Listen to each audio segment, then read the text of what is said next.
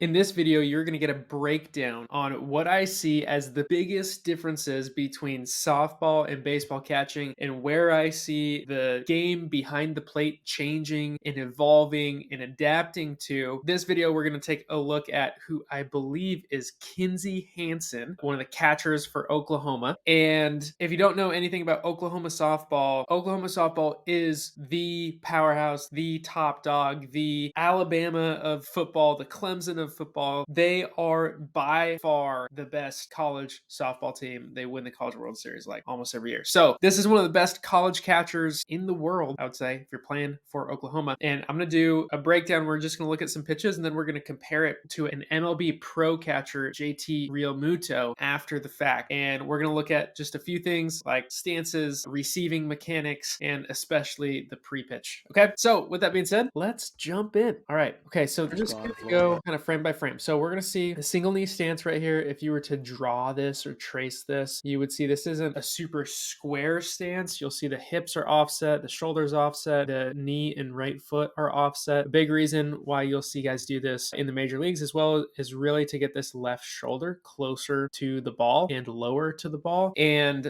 oftentimes this happens on this side of the plate where our chest is facing back towards the plate. You won't see this as much on the other side of the plate. Okay, 1-2 pitch right here, by the way. So let's see what happens. So our glove goes down to the ground. One thing that you'll notice, if you were to draw a line of where it was pointing, it would go backwards. And this elbow is pointing backwards. So the glove is on the ground. This is going to be a low pitch, but watch what's going to happen with this arm and with this elbow.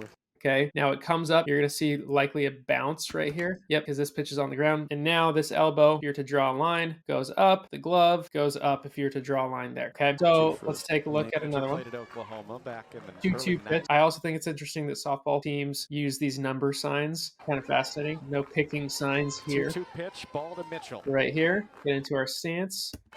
Glove goes down to the ground. Again, glove is pointing to the side, elbows pointing back. And this pitch is now at basically shoulder height, so not a low pitch. So we don't need that glove to go vertical. We have just a slight tilt, and we want to get this thing back to flat. And it looks like that might have been a foul ball or something. So watch this again. Okay, we're getting into a primary stance here and still pre-pitching to the ground. You can see elbows still pointing back, glove is still pointing back. When we catch this thing, again, this is a little bit higher. This is almost at shoulder height. The glove is at an angle. So all that being said, one major note to have is when that ball is at shoulder height above the knees, we can catch that ball pretty close to flat. If that ball is going to be down here, we're going to have to turn our glove over. And if we turn our glove over, the best way to do that is to start with our glove turned over and catch it back to the zone. Okay. Right here. Okay, this is a prime example. This is one of the toughest pitches to receive right here. This pitch down and in, outside of the body. You can see we're in a primary stance. Softball catchers tend to have a little bit more of a caved knee type stance right here, which I'm not a huge fan of when it comes to baseball because I think it puts extra pressure on your knees, but very popular in softball. That's one of the primary things. You're seeing a lot more single knee now. So watch the glove go down. This is what happens all the time. This glove will come up and then we'll have to go back down. We call that the bounce.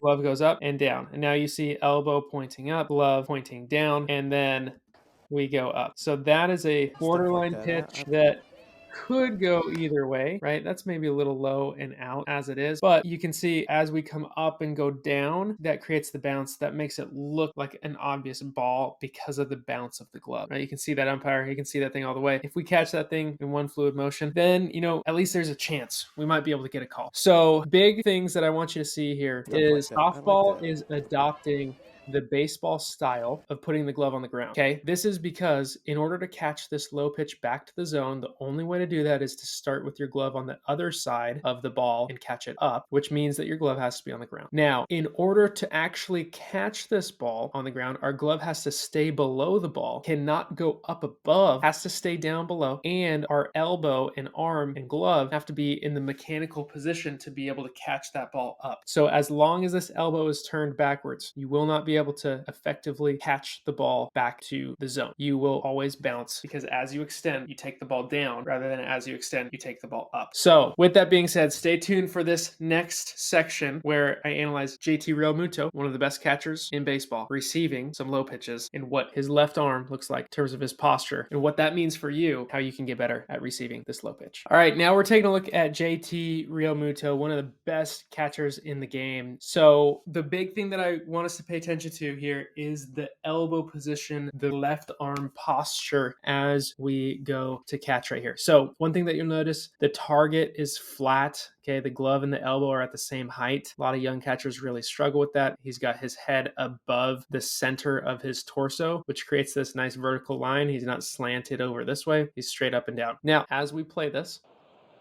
watch his glove go down. You're going to see that glove gets down right before that pitcher is about to release the ball. And look at this elbow posture. See how this elbow's forward and see how this glove, now if you're to draw this line, goes here rather than pointing back. This is the difference of what allows you to catch the low pitch back to the zone versus creating a bounce on that low pitch. So he's going to go get outside of this ball, catch back to the zone. Doesn't have to frame it super well because it was a strikeout. Okay, now that is nice. Watch this. Pay close attention. So he knows right here that this pitch is going to end up around here. And so his glove path goes here and here. What most catchers do is they see the ball come up here, then they go down and they catch it and bring it back up and they see the bounce right there. So wherever the ball is, you need to go get outside of the ball, past where the ball is. So don't beat it to the spot. You got to beat it beyond the spot and then catch it back to the zone in one fluid motion. And this whole time you have great posture with your front arm in order to give yourself the best mechanical advantage in order to catch it back to the zone. Again, watch this front elbow, watch this glove, see how it's pointing forward. Doesn't have to catch that low pitch right there. Right, and so we'll even see here that when we catch this, you're going to see his glove go this way and then come back a little bit. Right, and so you saw his glove go there. The goal is, if we catch it right here, to get here and then here. Straight lines back to the center is the goal, but if it's right here, it's a strike, then you're good. So all that being said, that is the video breakdown for how to catch the low pitch. If you liked this, you would love the 7-day stance challenge. Go check that out at catchingmadesimple.com/stance. And if you want help, there should be a link somewhere in the comments in here of how you can reach out and get help. All right, I'm rooting for you guys. I'll catch you later.